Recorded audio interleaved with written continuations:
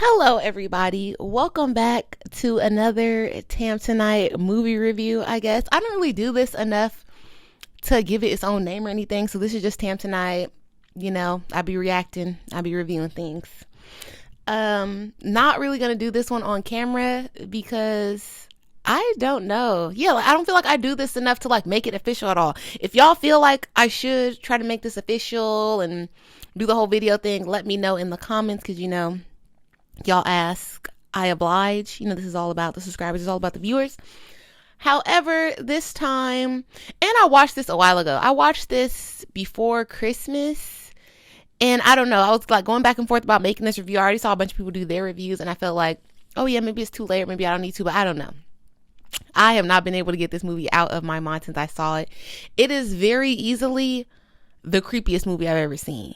And I watched a lot of shit. I'm American. I grew up in California. I've seen a lot of weirdo stuff.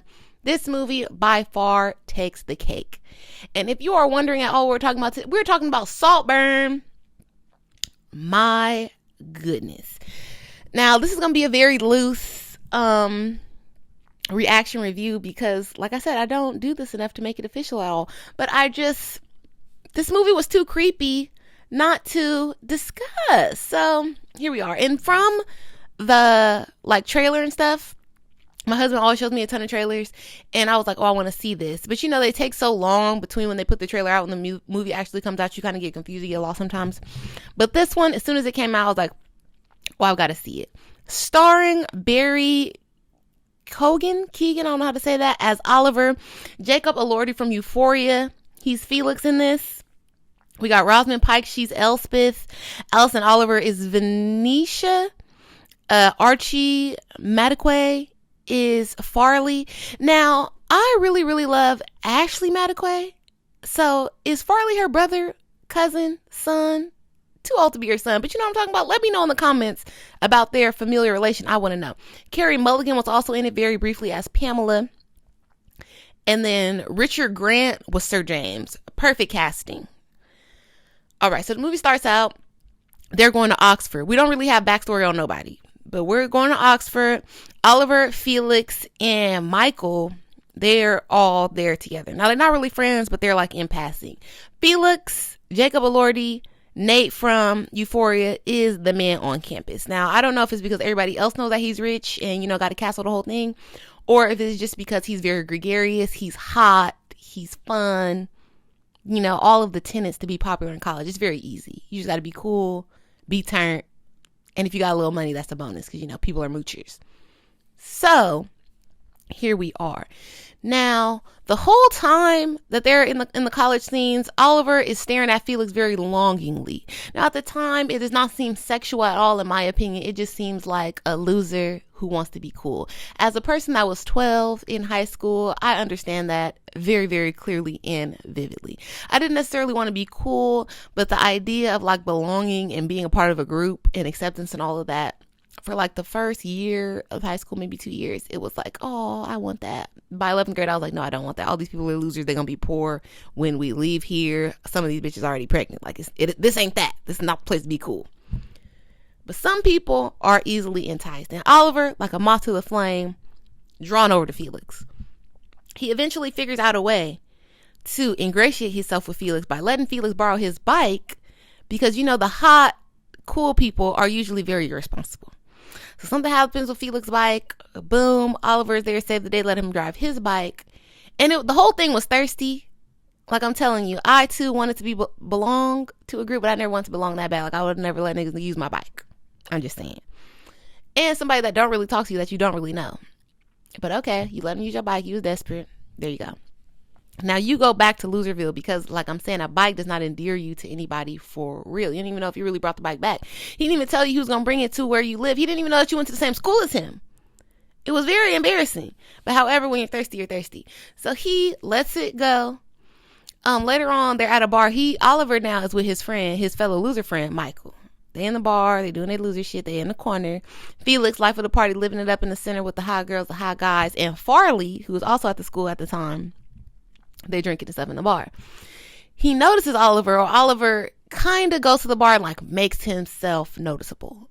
He's sitting in the light. He kind of looking over there a little bit. It's like a hot girl when you want to be noticed by a guy in the bar. Like, he did that a little bit. You notice I'm like, oh, friend, come over here, and boom, the rest is history. Now, his friend, he immediately ditches him. Like, there was no type of camaraderie there. There was no type of ride or die. There was no type of, oh yeah, my friend Michael is here too. No. He immediately act like he didn't know him. He walked out. He didn't look sad. He just kind of looked away. Michael looked a little bit hurt, maybe a little bit cross, but he's a punk, so he didn't do nothing. Now they're over there playing drinking games, all of this. Oliver further ingratiates himself with Felix because he is poor. And you know, there's a certain type of rich person, they like a charity case. They like a basket case because they like to feel important and like all powerful. Also, what I know from being a private school kid, you know, being poor at the private school, is that a certain type of rich person also likes to feel benevolent, you know, because 9 times out of 10, they didn't really do anything to get their money. So to keep that feeling of that they deserve and that they actually are better than you, like, they love a sob story. They love to surround themselves with losers and less fortunate.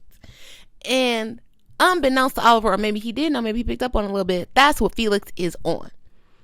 So they're playing the drinking game, all of that. He loses, he got to pay for the round. Felix is immediately like, oh no, bro, I don't think he should. He's new. And they're like, the other friends is like, no, we don't care. Because nobody's really as rich as Felix, right? So they're like, if he can't pay, he can't play. Like, get his loser ass out of here. Right on time, Felix goes up to the bar and like fakes like Oliver dropped the money when Oliver is trying to, you know, finagle with the bartender about why he can't pay. And he was like, oh, you dropped this. Yeah, don't worry about it. Don't worry about it. Like, he came to save the day because, again, he's rich and he likes a basket case. So he just saved him again. Boom, now they friends. I think he's asking him about what he's going to do for the summertime or whatever they fall out, kind of, because he's off of it. And then he has a nervous breakdown, like, oh, my dad died. And then, like I said, Felix loves a basket case. So he gets back in there quick. Are you really going to go home? No, my parents, they're addicts. My dad was a dealer. And there's no home for me to go home to. He says, I want you to come to Saltburn. Go to Saltburn. Now, allegedly, Oliver don't know nothing about this house. He's just happy to be invited. Again, he's thirsty. He's downtrodden. His daddy just died. Felix also shares with him that, you know, when somebody dies in their family, my dad, he writes the name on the rock, throw the rock into the lake, and that's like giving them peace, you know, really letting it go. When Michael throw his rock, not Michael. When Oliver throws his rock, that shit don't go nowhere. It goes like to the side. We'll find out why later on. But whatever, you threw the rock, you tried. You have peace with it now. We're going to Saltburn. We're going to go turn up. Saltburn is a huge ancestral home. Sir James is filthy rich. I don't know if it's slavery money. I don't know if it's, you know, his great-great-great-granddaddy did something for King Henry, because they did have a lot of King Henry paraphernalia. Sir James got a group of the Henrys. They said there's even a bedroom that King Henry VIII stayed in, you know, the one that killed all his wives, stayed in. He got a little jizz on the bed still. I was like, that's nasty. But let the British hold on to what they want to hold on to. He's at Saltburn. He's telling them, look, my mom, she cannot stand anything ugly, unsightly. She's a very aesthetic person. I can't even wear my eyebrow piercing here because it's tacky and it's cheap. And you trying to be fake ghetto, like fake white trash ghetto. And your mama don't like that. Like, just let the facts remain the facts. Don't try to code it or color it. So boom, okay, you got to shave, you got to come nice, you got to dress up for dinner time, all of this. So this is an old-timey type of house. But none of the people are very smart, very mentally stable, very like worldly. All of the people, for lack of a better word, they're dumb. And what the mom is going to allude to later on in the film, when they're outside like lounging around by the sun, she said, oh, a song called Common People, they said it was made about her. And like, she really doesn't ever want to know anything. She's just an idiot. She's just cute and dumb, and that's how she wants to keep it. Like, upper class, the less you know, the easier your life will be, which I agree with. I feel like the smarter you are, the harder life is. It's easily to get depressed. You know, there's a lot of things going on around the world. And when you're just dumb, you just float through life on that dumb ass cloud. Like, it's easy to be happy when you don't know shit about what's going on. You understand? So that's Elspeth. Venetia, she's just there, sweetie. I think the mom said something about her being sexually incompetent, like she just have sex with everybody. I don't know. She was trying to find like a classy mental illness way of calling her daughter a hoe. But I think that's what she was trying to say. Then Pamela was like another basket case that they had over there, charity case, to make them feel better about themselves. But then when they got Oliver, they knew one. And they were all like sitting around in the drawing room talking about this. Like, oh, he was probably on drugs as a child. Oh, they must live in a trailer park. Blah, blah, blah. Just going in. And he is kind of a lurker. We've established at this point that he is a lurker, a hider. You know, he likes to eavesdrop. So he's dropping a little bit. Then he comes in. And they're like, oh, yeah. They kind of stop. They kind of change the subject. But then maybe night 2, if not night 1, they start to try to get rid of Pamela. Because they're like, we don't need her here no more. We got a fresh new charity case. We don't need you. And then she's like, oh, I found a place. It's one room. And they're kind of just pushing her out. At least Elspeth. It's like, oh yeah, I'm sure it's lovely.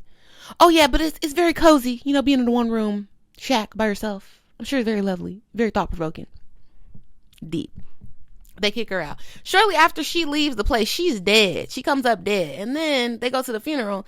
And the mama Elspeth is like, oh yeah, of course she died. Anything for attention. Like, this lady is just a bitch. And like a dumb one at that. Interesting. So they're just around doing rich people stuff, hanging out. But now we're starting to see that Oliver is a little bit of a snake.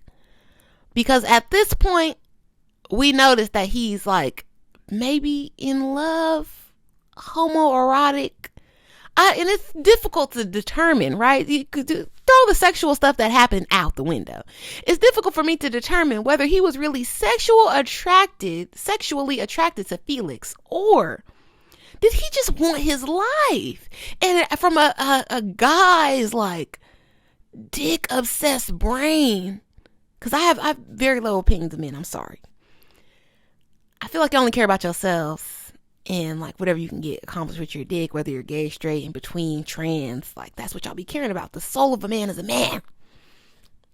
So I can't really say, even after all the creepy shit that happened in the movie, I can't say if Oliver was really in love with Jacob Felix, like he really wanted to be with him, or he just wanted his life. And the way to suck that life forth out through a man's eyes is by fucking it. You understand? Y'all can let me know what you think in the comments. I'm not well versed on these type of relationships. I don't get it. You know, I never had a crush on my friend that I also wanted their life. Deep. But while he's there, he's like lurking on him a little bit. They got to share a bathroom because the house is old timey, even though it's extra large and super fancy. It's not a lot of indoor plumbing back in those days. So Felix is in a tub. And obviously it's not no ratchets around because they're not at Oxford no more. They're out on the land at Saltburn. And the only girl that's really there is his sister. So, you know, to not go the Jamie and Cersei route, he is pleasuring himself in the bathtub at night. And this creepy ass nigga Oliver is watching him. Like through the slit of a door, one eye style, he's watching him. And I'm like, okay, friend. Like, I guess everybody like a little voyeurism. I get a little porn or something, but this is kind of creepy. So after Jacob gets out the bath, and I keep calling him Jacob, my bad. His name is Felix in the movie. As soon as Felix gets out the bath and like exits the premises, this creep Oliver goes in there and is trying to drink that jizz bath water down like a Jamba Juice. And it's nasty because it's just going out quickly. It's a bathtub and it's on like probably the second, third floor. So gravity is helping. And he's trying to slurp it up by the drain. The shit was diabolical. Like, ugh, bro. So that's the type of behavior that confused me. Like, do you like him sexually? Because I'm sure if you went in there and offered to suck it, he might not have turned you down. But you want to do it this way. Like, you want to suck up the essence of a person. That's why I don't fully believe that you loved him at all. I feel like you just wanted his life. You was trying to fuck him. Time goes on. Now he's also starting to pick up on the fact that Farley don't really fuck with him because he is the resident charity case at the James house. Now, somehow Sir James' sister went to America and had a baby, and they're saying it without saying it. I assume that she had a baby with a black man because Farley is half black or percentage black. Basically, their cousin and their dad is paying for Farley's education, and he comes to Saltburn and all that to kick it and stay during the breaks because he's a part of their family, but not really. Like, he's being treated as a guest and like a gift, you know? Because he's aware of that position in that situation, he's very wary of other outsiders because he's an outsider, but he's like on the cusp. And like, he checks Oliver and he's like, you're just a guest. You're like a flavor of the month. This is my house. This is my home. Like, Not really. If you ask Sir James, he'll say it's not your house. If you ask Felix, you ask Venetia, it's not your house. You would guess. Okay, and you would guess to a person we don't really fuck with, we don't really like. Because we've yet to see your mama. I'm just saying, Farley. He did not know how to play the cousin Will role that he had. Because he wanted it for himself too. But he's just not as bold, not as smart, not as diabolical as Oliver. So boom. Him and Farley, they got their little tisk task going back, but steady planting seeds. You know, Oliver is a smart one. Diabolical, as I said. So eventually, Venetia, as her mama says, she is sexually incontinent. She likes to give it out. She starts walking past Oliver's window in like a see-through nightgown under the moonlight. Very Victorian fantasy, ghost, corpse bride style. She's out there. And for a thirsty person like Oliver, who was trying to get with Felix girls back at Oxford, but nobody liked him, was talking about his clothes, saying he was a Primark baddie. He is very, very on it with Venetia being outside. He's like, oh, this is his time. Again, that's why I'm not sure if he's gay or not or what's going on. Immediately starts getting very sexual with Venetia, but clearly maybe that's what she wanted. Maybe she just wanted a little attention because she's thought, I don't know. Starts groping, starts touching, starts rubbing. And she's like, oh, it's the wrong time of the month. He's like, I don't care. I'm a vampire. And it gets very, very gross and graphic from there. I'm telling you, go watch the movie and decide for yourself. If you have watched the movie, talk to me in the comments. Please, I need someone to talk to. That's part of why I'm making this recording. Because what the fuck? What was that? As disgusting as this whole situation is, the cinematography is beautiful. How they capture all of this, how they split between the shots, how they show him like in the tub after cleaning the blood off of his mouth. Just, there was a lot. Shout out to the cinematographer. You did that. I know the awards are going to be coming your way. I don't know how any of that's decided when it comes to these movies that are on streaming, but the people of Saltburn definitely deserve their 10s because have mercy. Also, it was so creepy that I thought this was based on like some type of tragic novel from back in the day, but it wasn't. It was like a lot of pieces from different novels and different films and stuff all comprised to make this Saltburn. But you definitely could have fooled me. It was given Shakespeare and tragedy. Okay, so then after the whole Venetia thing, he finds out, I think it was from Oliver that was saying, oh, Farley, told me this, told me that about you, woo, woo. So now Oliver has his sights set on Farley. Who Farley? We don't know at the time, but that's what I was saying about the whole Felix thing. We don't know what these people's sexuality is because initially they're all outside when they first get to Saltburn. Maybe this is like day 2, day 3. They're in this little field, idyllic field. I don't know if it's wheat. I don't know if it's wildflowers. And Felix, Farley, and Venetia are all out there. They're naked. And it's like they're kind of tanning, but not really because the grass is so high. And they were like, oh, it's no clothes in the field. That's the rule. So Oliver, thirsty to please, immediately strips down. And they're all looking at his package. And they're like, oh, good for you. Like, what? So it was like Venetia, Felix, and Farley are all looking at this man's junk and complimenting him. Weird. So I feel like this house was very sexually fluid. Anybody that he would have tried to get at, they would have taken him up on the offer from the parents on down.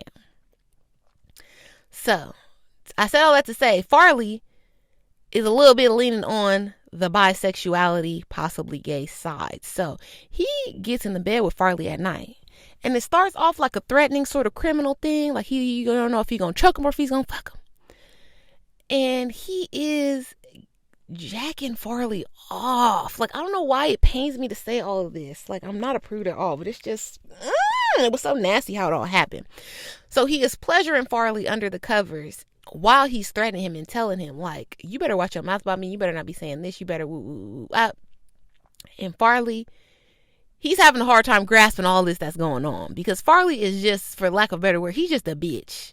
He's got a bad attitude and a slick mouth. He's not really about nothing. Like, he's not going to move nothing. He's not going to do anything. He just likes to throw people under the bus, embarrass them a little bit, and hope that other people do it.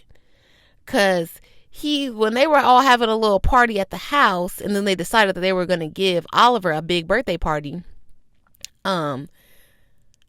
Farley has them during the karaoke turn on this song, I Love You, Pay My Rent or something, and makes Oliver sing it. When really, it's like, Farley, you hear broke too. So this applies to you too. And then when Farley goes up, he's like, Beyonce in his rendition. He don't care.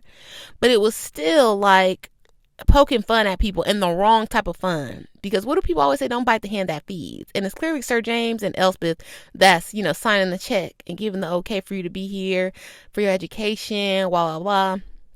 And you're poking fun in these people's face and sort of trying to make them feel bad. And that's never what you need to do to a rich person, because they could just cut you off fully and not deal with that, because in their mind, they're already going out of their way being helpful and charitable, just paying for your shit. So now if you're expecting more, you want them to do more than what they already have deemed is like, okay, acceptable for them in their situation, which you deserve in their mind. Because again, like I said, 9 times out of 10, the rich people, they didn't really do nothing to get their money. So they have to constantly prove to themselves, especially in these situations, about why they're worth it and why justification. So if at any time, because they feel like you don't deserve it, your great-great-granddaddy didn't do shit, I'm doing this out of the kindness of my heart. So anytime you bother my heart a little bit, make me feel uncomfortable, it could be lights out for you. And that's what happened with Farley. Also, it comes up that Farley was like, not technically stealing, but, letting auctioneers know that it was certain treasures in the house that maybe he can get, maybe he could sell. And that becomes public knowledge. Farley gets asked to leave the house. Not before. But before they kick Farley fully out to the curb, they decided, like I said, they were going to give Oliver this birthday party. In my opinion, they were going to have a party anyway. They probably have a party every summer, but Oliver's birthday was just the occasion for this one. Midsummer Night's Dream theme. Oliver got these horns on his head with this little jacket. Everybody dressed up. Felix is an angel. He looks very similar to the girl that played Romeo and Juliet with Leonardo DiCaprio. It's like they got the same wings almost. Everybody dressed up partying. But as I said, debauchery too. Drinking, drugs, like they turn Saltburn up, and it's like they doing this all the time. They've been doing this. Even the parents, like I'm saying, Sir James is old, but he's still outside. He's with it. The wife too. So it lets me know y'all are not new to this. You are very true to this. And somebody made the comment about like, oh, the last one that he brought home. So Felix is like a little kid that be finding stray cats, dogs, and he bring them back to Saltburn for a little fun, and they kick him to the curb like they did Pamela. So everybody already had the experience with Oliver, and they feel away. Venetia has had her experience. Farley has had his experience. The mom had her experience because she was kind of feeling bad about Pamela dying after she kicked her out. And then Oliver goes up to her alone. Of course, nobody else is there. And he's kind of telling her, oh, well, how do you know even everything she told you is true? Like, you just believe? She's like, oh my God, you're right. And it just immediately absolves her of any feeling that she had of wrong, because it's like, oh, maybe Pamela was lying the whole time and just like using you. Again, rich people love to be absolved by feeling like somebody scammed, somebody lied, somebody played, somebody wasn't deserving. This is a recurring theme.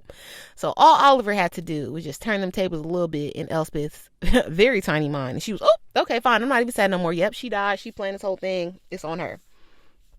However, before this party takes place, Felix decides, I don't know if he had an inkling, I don't know if Farley says something, but he was like, I called your mom. We're going to meet your family. And he's like, no, please, Oliver, up in arms about this. No. He's like, it's your birthday. Like, come on, it can't be that bad. We're friends. You shouldn't be ashamed. To me, no matter how he got the information, this was just Felix trying to do a little bit more poverty porn.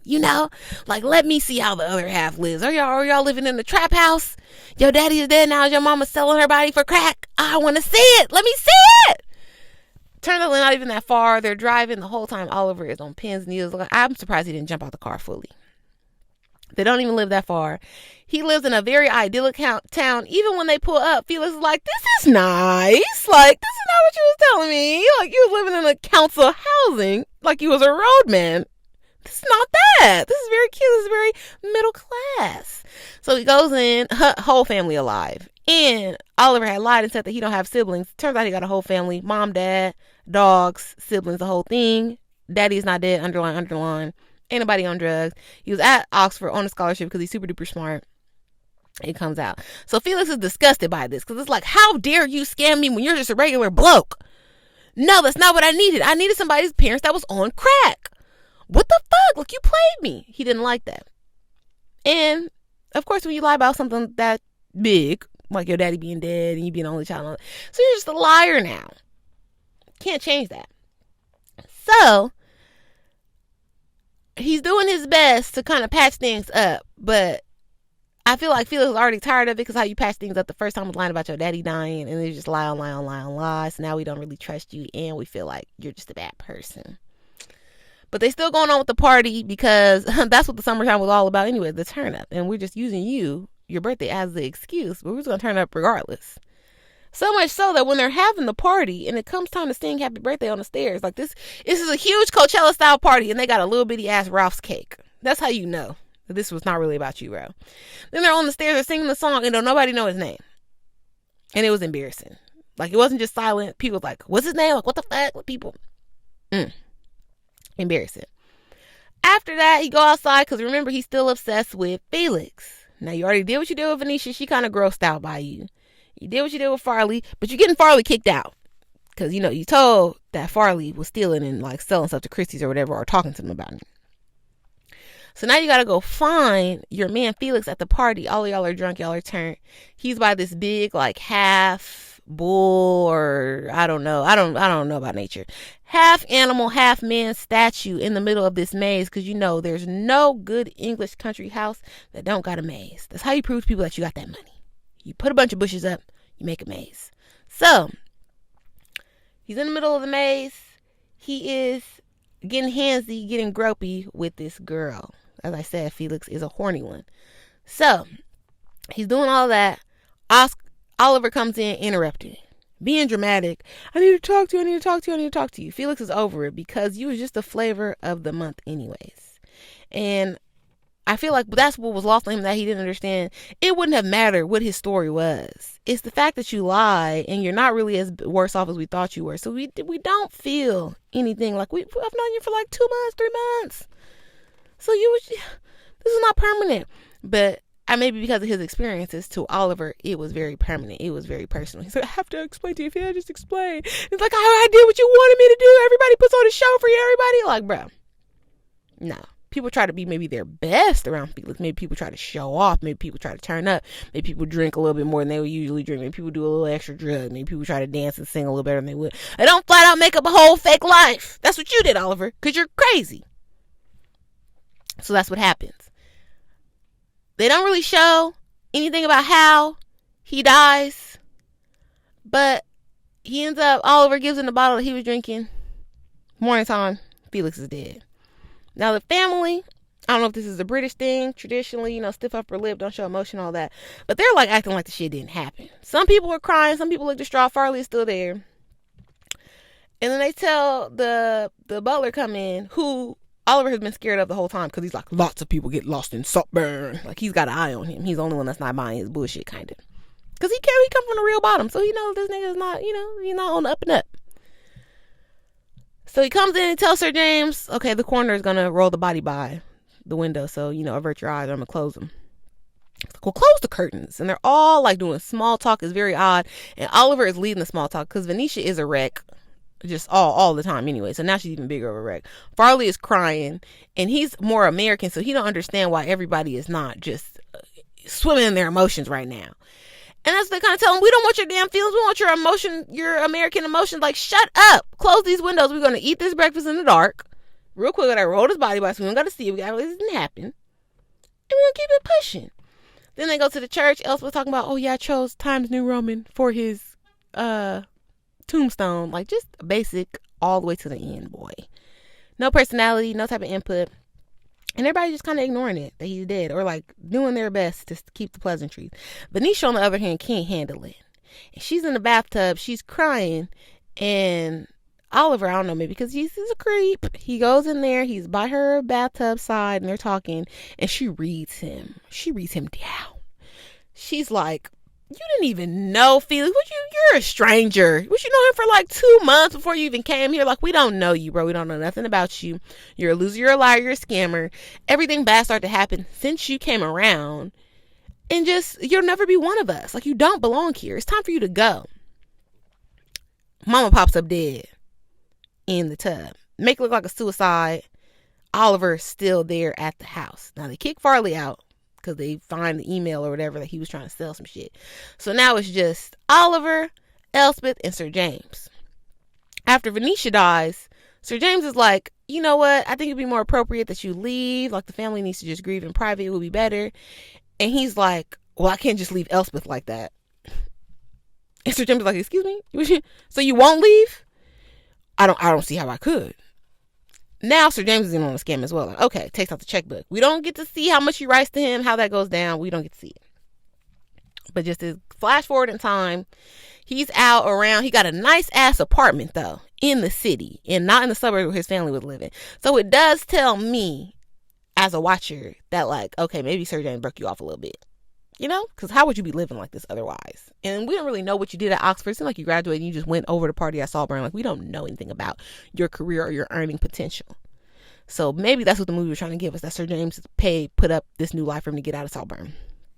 Anyways, conveniently, he is like looking in the paper. He sees that Sir James has died from suicide as well, overcome with grief because his 2 children just died back to back in the same week. So the timeline, I don't know if it's 6 months, few months, whatever. Sir James is dead now. He's in this little he's in this like coffee shop type vibe, and he see Elspeth. Elspeth got a new lease on life. You know, her husband is dead. All that Saltburn money is hers. The kids is gone. She got a bob now. She's out. He starts to kind of hit on her, but he was kind of already doing that at the house a little bit, but it seemed more casual. But now he's like, and they're like bonding. I don't know. It's just weird. Like, and she's like, oh, you're so grown up. Well, of course you've grown up. And but like, it's just creepy. So basically they start a relationship. We're not sure the capacity of this relationship. Because Elspeth is quickly sick, as is the trend with Mr. Oliver when he comes around. Now she's sick. Right before I guess she gets sick or whatever, they move. And now they're all living in Saltburn like a family. Her, Oliver, the maid, the butler. And that was creepy too, because the butler was the last person at the funeral. Like, damn.